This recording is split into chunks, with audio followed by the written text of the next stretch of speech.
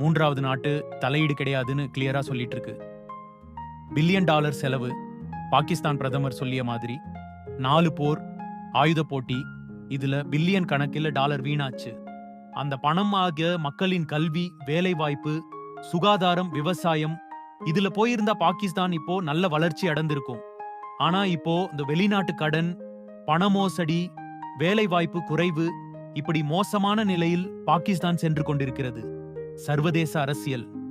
பாகிஸ்தான் இப்போ தனியா இல்ல. சமீபத்துல சவுதி அரேபியாவோட பாதுகாப்பு ஒப்பந்தம் போட்டிருக்காங்க. இந்தியாவால் பாகிஸ்தான் தாக்கப்பட்டதுன்னா சவுதி வந்து உதவுமா என்று பாகிஸ்தான் அதிகாரிகள் சொல்றாங்க. ஆனா இந்தியா சவுதி உறவும் வலுவாக இருக்கு. அதனால உலக அரசியல் இன்னும் கச்சிதமா மாறுது. அமெரிக்கா, சீனா எல்லாரும் தங்களோட நலனுக்கே பாகிஸ்தானிடம் கூட்டு வைக்கிறார்கள். இப்போதைய சூழல்.